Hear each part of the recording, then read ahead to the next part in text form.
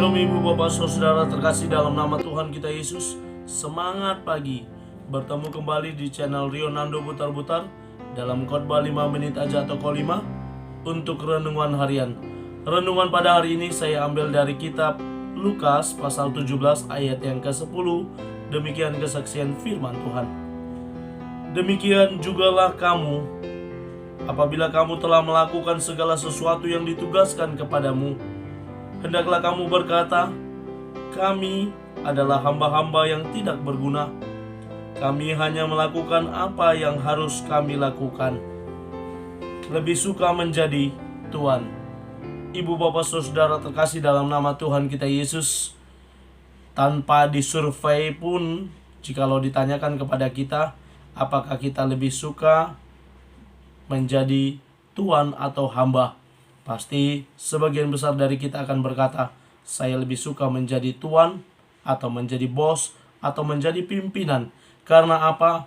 Seseorang yang menjabat sebagai tuan, sebagai bos, sebagai pimpinan, memiliki kewenangan yang lebih, memiliki kemampuan memimpin dan juga mengarahkan bawahannya, orang-orang yang ada sebagai pesuruhnya. Dia mampu untuk melakukan segala sesuatu yang diinginkan oleh hatinya.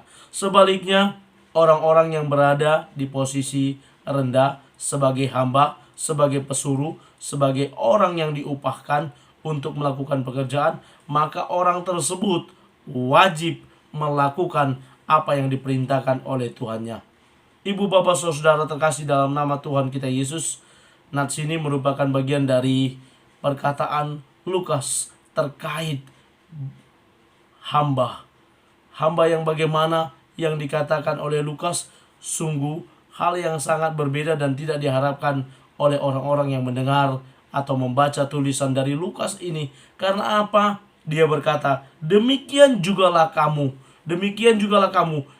Hal ini ditujukan kepada orang-orang yang mendengar tulisannya, yang mendengar perkataannya, bahwa mereka adalah bagian dari orang yang mengerjakan tugas yang diberikan kepada mereka. Karena apa? Karena mereka adalah hamba yang telah mengerjakan tugas yang diberikan kepada mereka. Dan ketika mereka selesai menuntaskan pekerjaannya, apa yang diperintahkan oleh Lukas dalam nats ini dikatakan lagi, hendaklah kamu berkata, kami adalah hamba-hamba yang tidak berguna, yang mana kami hanya mengerjakan apa yang harus kami lakukan.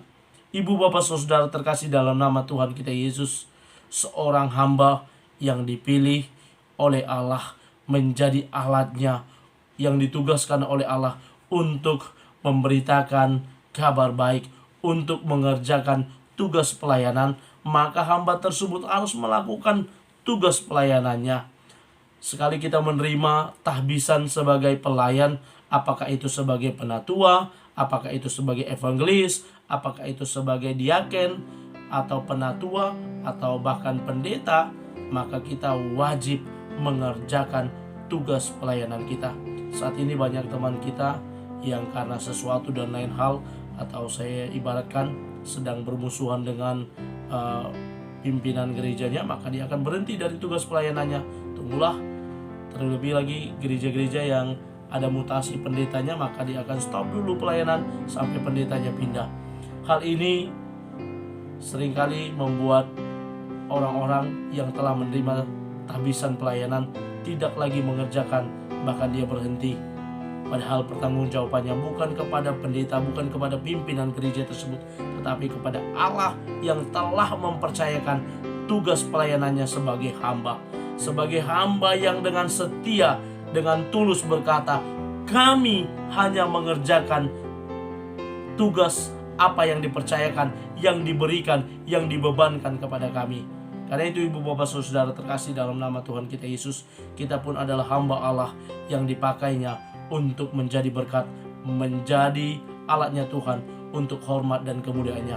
Karena itu mari kita menyaksikan jati diri kita sebagai hamba Tuhan, sebagai anak-anak Tuhan, untuk jadi berkat dimanapun Tuhan menempatkan kita. Selamat beraktivitas. Tuhan Yesus memberkati. Shalom.